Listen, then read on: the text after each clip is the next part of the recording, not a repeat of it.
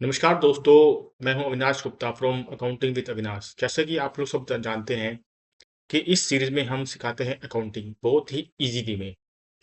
जैसे एक जो नॉन अकाउंटिंग पर्सन है वो भी समझ सकता है, क्योंकि हम इसमें बिल्कुल सिंपल लैंग्वेज में आपको बताते हैं कि अकाउंटिंग क्या होती है, उसके कॉन्सेप्ट, जीएसटी कॉन्सेप्ट, टैली के कॉन्सेप्ट। तो आज के टॉपिक में हम सिखाएंगे कि लाइबिलिटी क्या होती है, व्हाट इज लाइबिलिटी। तो आइए दोस्तों चलते हैं, समझते हैं और देखते हैं कि लाइबिलिटी क्या होती है। आइए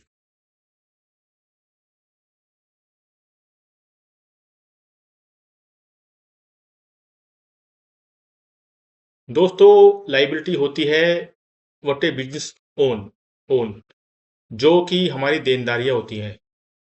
जैसे कि बैंक लोन, हमें बैंक से लोन लिया हुआ है तो हमें उसको रिपेड भी करना होगा, तो हमारी लाइबिलिटी है।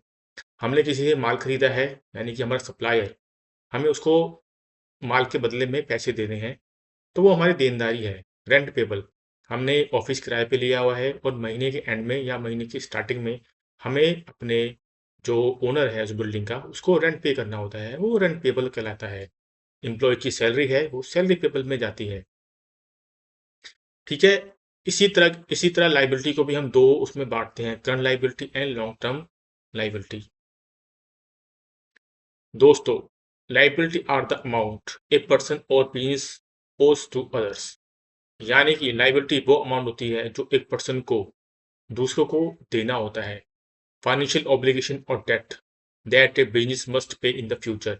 एक ये फाइनेंशियली ऑब्लिगेशन है, एक ये फाइनेंशियली जिम्मेदारी है किसी बिजनेस की, या एक लोन की तरह भी हो सकता है जिसे उसे फ्यूचर में चुकाना होता है।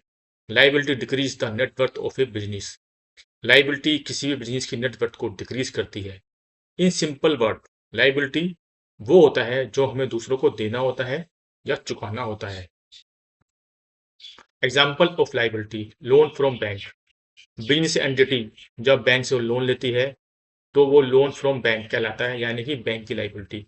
आपने भी देखा होगा कि जो एक सिंपल पर्सन है, कभी कभी बैंक से होम लोन लेते हैं तो वो हमारी जिम्मेदारी बनती है बैंक की ईएमआई को चुकाना या उसके लोन को रीपे करना। ऐसे ही बिजनेस की भी जिम्मेदारी बनती है या लाइबिलिटी बनती है कि जो उसने बिजनेस पर्पज से बैंक से लोन लिया हुआ है वो उसको चुकाए। क्रेडिटर्स, दोस्तों, बिजनेस में जब हम दूसरों से माल खरीदते हैं, यानी कि क्रेडिटर्स यानी कि सप्लायर, तो हमें उसके बदले में कुछ पैसा उसको चुकाना होता है, वो हमारे क्रेडिटर होते हैं। रेंट पेबल, ऐसे ही सैलरी पेबल, बिल्स पेबल, ये सब जिम्मेदारियां होती हैं, यानी कि लाइबिलिटीज। दोस्तों, आइए जानते हैं कि लाइबिलिटी कितनी तरीके की होती है। आपने सुना होगा करंट लाइबिलिटी और लॉन्ग टर्म लाइबिलिटी के बारे में। अगर नहीं सुना है तो मैं आपको समझाता हूँ। करंट लाइबिलिटी होती है short term debt to be paid within 1 year, यानी कि वो जिम्मेदारियां जो हमें 1 साल के अंदर अंदर पे करनी होती है, यानी कि जिनका paying duration with in 1 year होता है। एग्जाम्पल क्रेडिटर्स, यानी कि हमारे सप्लायर, और बिल्स पेबल्स, कुछ छोटे मोटे बिल्स, टेलीफोन्स के, बिजली के, any other etceteras. Long term liability, दोस्तों, ये वो जिम्मेदारियां या वो लाइबिलिटी होती हैं जो हमें 1 साल के बाद पे करनी होती है, यानी कि जिसका पेबल विद इन 1 ईयर नहीं होता, यानी कि जो 1 साल के बाद पेबल होती है। Example bank loan, bank loan काफी लंबे लंबे चलते हैं, 5 साल, 10 साल, 20 साल, तो हमें वो विद इन 1 ईयर नहीं चुकाने होते, क्योंकि इनका टेन्योर बहुत लंबा होता है, यानी इनका टाइम ड्यूरेशन बहुत ज़्यादा होता है, इसलिए इनको लॉन्ग टर्म लाइबिलिटी कहते हैं। यानी कि लॉन्ग टर्म लाइबिलिटी का मतलब है लंबे टाइम तक चलते रहना। दोस्तों, आप समझ गए होंगे करंट लाइबिलिटी और लॉन्ग टर्म लाइबिलिटी के बारे में। अगर आपको कोई कंफ्यूजन है तो आप कमेंट सेक्शन में बता सकते हैं। दोस्तों, thanks for watching this channel. Please subscribe and follow. We are on YouTube, Facebook and Instagram also. तो जुड़े रहिए लेटेस्ट अपडेट के लिए, accounting, Tally, GST, income tax की न्यू वीडियोस के लिए।